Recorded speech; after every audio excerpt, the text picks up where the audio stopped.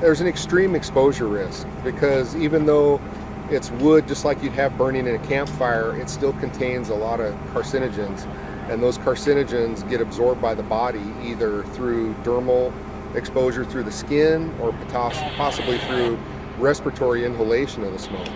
And once that's introduced into the body, we don't know exactly how soon or what the net effect could be, but research by NIST and some other groups has shown that that exposure does result in a much higher percentage incidence of cancer with our firefighters today. This day and age, one of the most common things we're seeing with firefighters is cancer.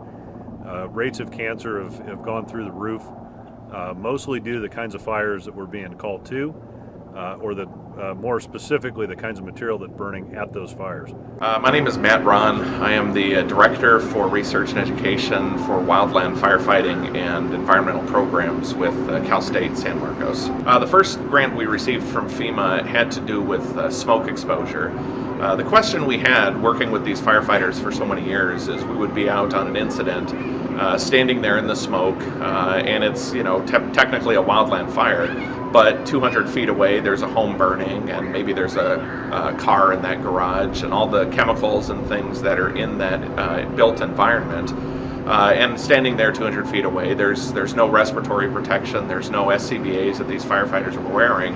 And they were working in this, heavy smoke and inversion for 24-hour shifts. And I asked a very simple question at that time, which was, what are we breathing right now?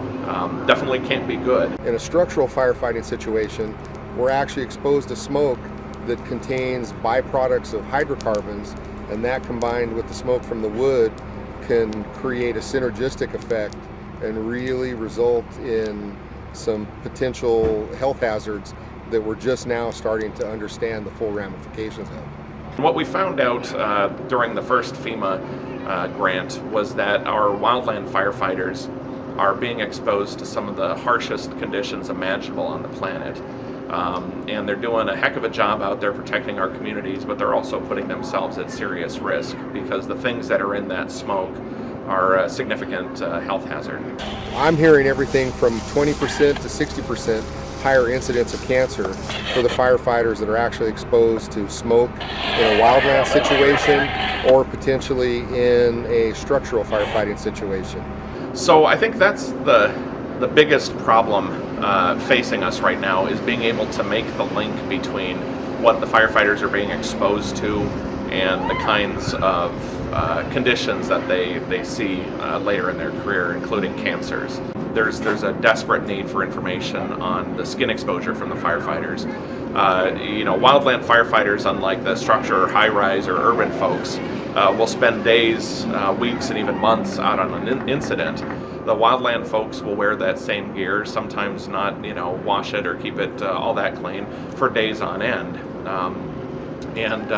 The skin, of course, is that massive, organ on your body that absorbs everything out of the environment. Some of the data that the actuaries has put together has shown that the typical life expectancy for a firefighter after retirement age of 50 to 55 is 5 years or less.